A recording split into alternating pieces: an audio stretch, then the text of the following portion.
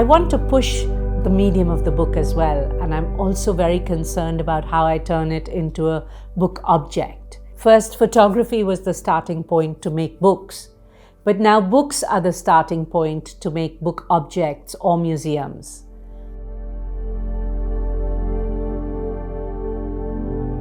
The Hasselblad Award was just such an amazing surprise to get this phone call from the director of the Hasselblad Foundation to say, would you consider accepting the Hasselblad Award for this year?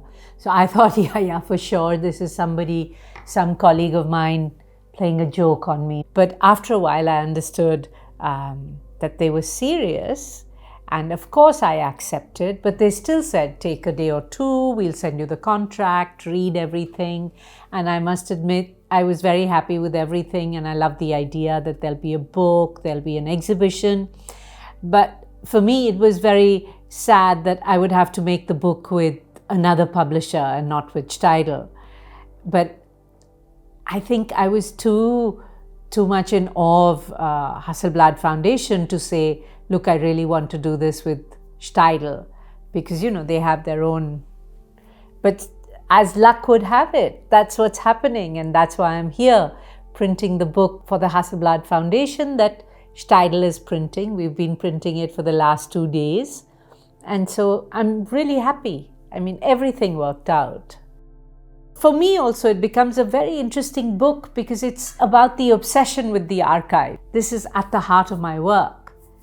I may make books and exhibitions and it gets shown and acquired and all of that, but I still keep photographing archives. I'm not sure what it is, but I think I grew up in a house, or with a mother especially, who archived everything. So she has files of my medical prescriptions, not even just doctors' prescriptions, but the sales, the bills, the invoices of the medicines. She just kept files for everything. And then when my father died when I was 18, our house was completely covered with files because there was so much litigation. And my mother used to sleep in a room that was like a sea of files. And that's how the term sea of files also came when my mother was talking for the File Room book to Avik Sen. She spoke about the sea of files that her life had become. There are many layers in which I feel connected to the archive. There is something about the archive that is just irresistible, and I move heaven and earth to get permission to go into those archives. It doesn't matter that I may never do anything with them, not everything can become a book. How many books can you even make about the archive? But I can't stop photographing the archive. I have some kind of a contradiction here, because by making a book is a way of ordering your own archive, your own images, and that's what I call book building, when you actually sit down with all your images and see, what does this work want to be? So perhaps there is an idea of trying to make some kind of order in the archive, but not too much, I hope, because what I love about the archive is the seeming disorder. Somebody knows where everything is. But yes, what happens when that somebody hasn't passed on the information to the next person? I think when I made the first books, you had to be very specific in what the book was about. Whether it was family portraits or chairs or Mona. It was only with Go Away Closer that I realized that you could make an edit out of pure emotion, So Go Away Closer is an emotion. It's love. Can't live with you, can't live without you. And then I knew when I made the picture of the girl on the bed that I had felt that emotion elsewhere too, that feeling. And then I went back to Delhi and looked through my contact sheets and made Go Away Closer. And Go Away Closer really released something in me, because then I no longer had to worry about what is the book about in a very linear way.